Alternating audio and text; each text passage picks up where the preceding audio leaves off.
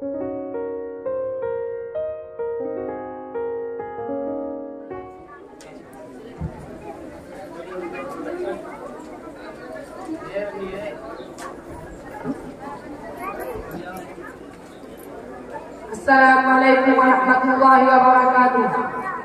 नहमदुहु व नुसल्ली अला रसूलिल करीम, अम्मा बाद।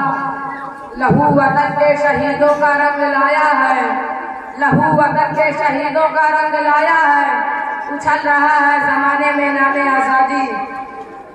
सामीने गिराम, आज 15 अगस्त आजादी का दिन है।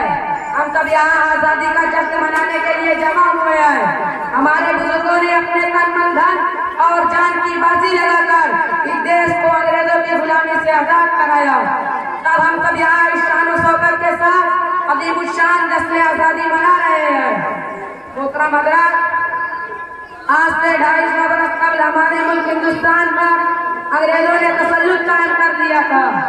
1750 तक तकरीबन पूरा मुल्क अंग्रेजी ईस्ट इंडिया कंपनी का गुलाम हो चुका था। 1750 में बंगाल के नवाब सिराजुद्दौला को यह अंदाजा हो गया था कि अंग्रेजी बल्कि इस देश को गुलाम बनाने आए हैं, इस देश को लूटने आए हैं। लिहाजा मुल्क के मुख्तलिफ कोशों में जब अहले दानिश की आंखें खुली तो अंग्रेजों के खिलाफ कलमे बगावत बुलंद हुआ, एहतजाज हुए, लोग सड़कों पर आए तो अंग्रेजों ने उन्हें मार गिरफ्तार करना शुरू कर दिया, तरह तरह की सजाएं देने लगे। जंगों जदल का दौर चला। मुल्क के पूर्व अर्ध में सैकड़ों मैदान जंग खून से शुरू हुए, लाखों लोगों को तख्तेदार पे चढ़ाया गया, हजारों उलमाए किराम को आग में डालकर सजाएं मौत दी गई। मिला नहीं है वतन पाक हमको तोहफे में, मिला नहीं है वतन पाक हमको तोहफे में, जो लाखों दीप बुझे हैं तो ये चिराग जला। सामीने गिराम, हम सब जानते हैं कि मुजाहिदीन आजादी की अंतर कोशिशों के बाद, लाखों अफराद की कुर्बानियों के बाद 1947 को देश आजाद हुआ और आज इस मुल्क की आजादी को 76 साल हो चुके हैं। लेकिन आपको मालूम होना चाहिए कि जालिम अंग्रेज इस देश को कई तरह की मुसीबतों में डाल कर गए।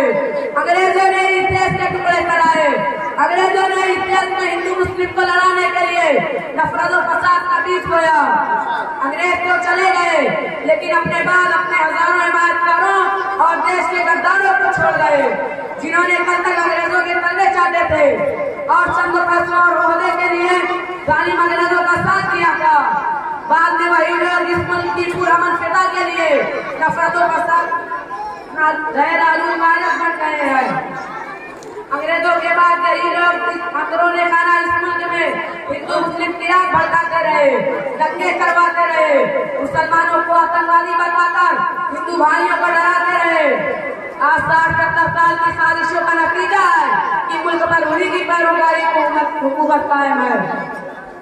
हजारों कोशिशें हो रही है मुल्क को फिर से गुलाम बनाया जाए, मुल्क की जमहूरियत पर डाके डाले जा रहे हैं, आईन की किताब में तारीख को तब्दील की जा रही है, बेकसूरों को सरेआम मारा और काटा जा रहा है, मुसलमानों से इस मुल्क की शहरियत मांगी जा रही है।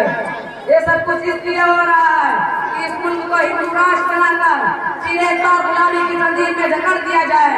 लेकिन उनका ये नापाक इरादा कभी पूरा नहीं हो सकता, उनका ये ख्वाब कभी शकील तामीर नहीं हो सकता, इसलिए कि इस मुल्क का हर बाशिंदा जमहूरियत पसंद है। अगर इस मुल्क को गुलामी की तरफ धकेला गया तो इस मुल्क का हर अक्लमंद और अमन पसंद हिंदू मुसलमान सिख ईसाई खामोश नहीं बैठेगा।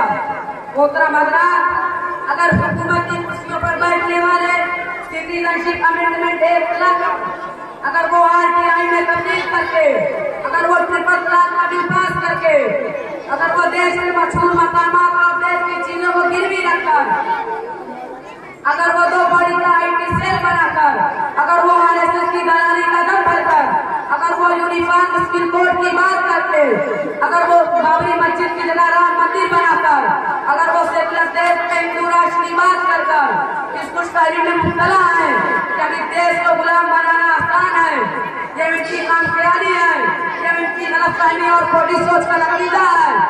इसलिए कि अभी इस देश को गुलाम बनाना मुश्किल ही नामुमकिन है। अब मैं राहत इंदौरी के इस अशआर के साथ अपनी बात मुकम्मल कर रहा हूँ। अगर खिलाफ हमें होने दो जान थोड़ी बहुत अच्छे। अगर खिलाफ है होने दो, जान थोड़ी है।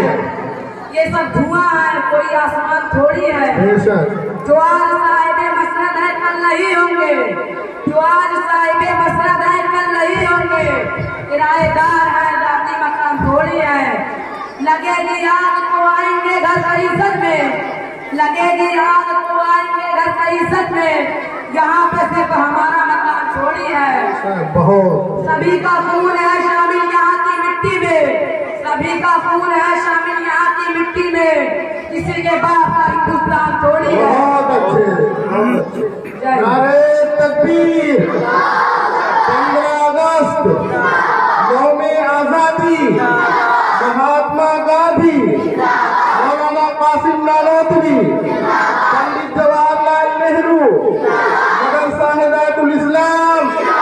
नारे तकबीर। बहुत अच्छा। सभी